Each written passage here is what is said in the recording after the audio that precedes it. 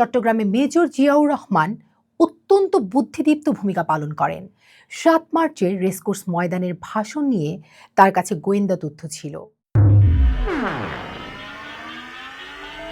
ইতিহাস নাকি বিজয়ীরা লেখে, কিন্তু পূর্ব পাকিস্তানের ক্ষেত্রে ইতিহাস লিখেছে পরাজিতরা। ঠিক এভাবেই নিজের লেখা a stranger in my own country East Pakistan 1969-71 বইটির সূচনা করেছেন পাকিস্তানি সেনাবাহিনীর সাবেক মেজর জেনারেল খাদিম হোসেন রাজা। 1971 সালে তিনি পূর্ব পাকিস্তানের 14তম ডিভিশনের জেনারেল অফিসার কমান্ডিং হিসেবে দায়িত্বরত ছিলেন। মেজর জেনারেল রাও ফরমান আলীর সাথে মিলে 25শে মার্চের কালো রাতের কুখ্যাত অপারেশন সার্চলাইটের মাস্টার প্ল্যানিং তৈরি করেছিলেন এই খাদিম হোসেন রাজা।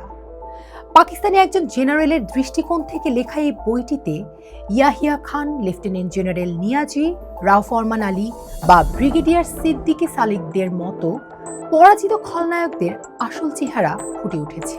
লেখক বিবেকের তাড়নায় অনেক সত্য স্বীকার করলেও পুরো বইটি মূলত একজন কট্টরপন্থী সামরিক কর্মকর্তার ব্যক্তিগত চশমা দিয়ে মুক্তিযুদ্ধকে দেখার চেষ্টা। তবে তথ্য যাচাই ও বিশ্লেষণের মাধ্যমে এই বই থেকে 1971-এর অনেক অজানা ও রূঢ় বাস্তবতা সম্পর্কে ধারণা পাওয়া যায়। বইটিতে খাদিম হোসেন রাজা বঙ্গবন্ধু শেখ মুজিবুর রহমানের নেতৃত্বের বিশালত্ব স্বীকার করতে বাধ্য হয়েছেন। তিনি লিখেছেন, 6 দফা দাবিকে নির্বাচনের ম্যানিফেস্টো হিসেবে জনগণের দোরগোড়ায় পৌঁছে দেওয়ার এবং তৃণমূলের নিরবিচ্ছিন্ন জনসংযোগের মাধ্যমে বঙ্গবন্ধু এক অভাবনীয় জনসমর্থন আদায় করে নেন। রাজা বুঝতে পেরেছিলেন নির্বাচনে আওয়ামী লীগের ভূমিধস বিজয় হবে, কিন্তু পশ্চিম পাকিস্তানের সামরিক গোয়েন্দা সংস্থা ও আমলারা প্রেসিডেন্ট ইয়াহিয়া খানকে ভুল তথ্য দিয়ে অন্ধ করে রেখেছিল। তাদের ধারণা ছিল পশ্চিম পাকিস্তানে ভুট্টো আর পূর্ব পাকিস্তানে মুজিব কেউই সরকার গঠনের মতো একক সংখ্যাগরিষ্ঠতা পাবেন না। কিন্তু 1970-এর নির্বাচনে আওয়ামী লীগের নিরঙ্কুশ বিজয় পাকিস্তানি জান্তার সব হিসেব ওলটপালট করে দেয়। আওয়ামী লীগের অভাবনীয় জনসমর্থন দেখে বঙ্গবন্ধুর অধস্তনরা তাকে সরাসরি স্বাধীনতা ঘোষণার জন্য চাপ দিচ্ছিলেন, কিন্তু বঙ্গবন্ধু ছিলেন দূরদর্শী। তিনি সঠিক সময়ের অপেক্ষায় ছিলেন। খাদিম হোসেন রাজা তার বইয়ে এক ভয়ঙ্কর তথ্যের উল্লেখ করেছেন। 7 মার্চের রেসকোর্স ময়দানের ভাষণ নিয়ে তার কাছে গোয়েন্দা তথ্য ছিল। রাজার ভাষ্যমতে বঙ্গবন্ধু যদি সেদিন সরাসরি বিচ্ছিন্নতা বা স্বাধীনতার ঘোষণা দিতেন, তবে ক্যান্টনমেন্ট থেকে ট্যাঙ্ক নিয়ে গিয়ে পুরো জনসভা উড়িয়ে দেওয়ার সম্পূর্ণ প্রস্তুতি ছিল তার। প্রেসিডেন্ট ইয়াহিয়া খান রাজনৈতিক সমাধানের বদলে শুরু থেকেই সামরিক সমাধানের পক্ষে ছিলেন, যার চূড়ান্ত পরিণতি ছিল 25 মার্চের অপারেশন সার্চলাইট। সুনিপুণ পরিকল্পনায় অপারেশন শুরু হয় এবং বঙ্গবন্ধুকে গ্রেফতার করে পশ্চিম পাকিস্তানে পাঠানো হয়। পাকিস্তানিদের ধারণা ছিল বাঙালিরা প্রতিরোধ করতে পারবে না, কিন্তু চট্টগ্রাম ও কুমিল্লায় বাঙালির সেনা কর্মকর্তাদের বিদ্রোহ তাদের হতবাক করে দেয়। রাজা উল্লেখ করেছেন, চট্টগ্রামে মেজর জিয়াউর রহমান অত্যন্ত বুদ্ধিদীপ্ত ভূমিকা পালন করেন।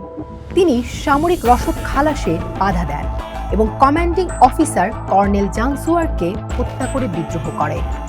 বিদ্রোহ দমনে কুমিল্লা থেকে ব্রিগেডিয়ার ইকবাল শফিককে পাঠানো হলেও জিয়ার নির্দেশে ব্রিজ ধ্বংস করে তাদের পথরোধ করা হয়। একইভাবে কুমিল্লায় মেজর খালেদ মোশাররফ রক্তপাত ছাড়াই তার পাকিস্তানি কমান্ডিং অফিসারকে গ্রেফতার করে ভারতে নিয়ে যান। রাজার মনে আরেকটি বড় ভয় ছিল চট্টগ্রামের আনসার বাহিনীর সশস্ত্র রিজার্ভ ব্যাটালিয়নকে নিয়ে। 24শে মার্চ ক্যাপ্টেন রফিকুল ইসলামের নেতৃত্বে ইপিআর বিদ্রোহ করলেও বইটিতে তার কোনো উল্লেখ রাজা এড়িয়ে গেছেন। বইটির সবচেয়ে আলোড়ন সৃষ্টিকারী অংশটি হল পাকিস্তানি জেনারেলদের চরিত্রহীনতা ও বর্বরতার স্বীকারোক্তি। 10 এপ্রিল খাদিম হোসেন রাজা তার দায়িত্ব বুঝিয়ে দেন। সেদিন বিকেলে জিওসি 14 ডিভিশনের অপারেশন কক্ষে এক সামরিক বৈঠক বসে। সেখানে উপস্থিত ছিলেন টিক্কা খান, জেনারেল নিয়াজি সহ আরও অনেকেই। বৈঠকের এক পর্যায়ে নিয়াজি চরম উদ্ধত ও অশ্লীল ভাষায় উর্দুতে বলে ওঠেন, আমি এই জারজ জাতির চেহারা পাল্টে দেব, ওরা আমাকে কি মনে করেছে। সেই ঘরে উপস্থিত ছিলেন খাদিম হোসেন রাজার অধীনস্থ বাঙালি অফিসার মেজর মুশতাক। নিয়াজির মুখে নিজ জাতি ও নারীদের প্রতি এমন পাশবিক কথা শুনে পরদিন বাথরুমে নিজের পিস্তল দিয়ে গুলি করে আত্মহত্যা করেন এই দেশপ্রেমিক অফিসার। পরদিন রাজা যখন নিয়াজির দপ্তরে বিদায়ী সাক্ষাৎ করতে যান এবং নবাগত জেনারেলকে পরিস্থিতি ও রণকৌশল বোঝানোর জন্য ম্যাপ খুলতে চান, তখন নিয়াজি তার কাঁধে হাত রেখে বলেন, ইয়ার লড়াই কি ফিকির नहीं करो, वो तो हम कर लेंगे, अभी तो मुझे বেঙ্গলি গার্লফ্রেন্ডস কা ফোন নাম্বার দিয়ে দো। বইয়ের শেষাংশে রাজা পূর্ব পাকিস্তানে সামরিক ও বেসামরিক প্রশাসনের চরম ব্যর্থতাকে দায়ী করেছেন।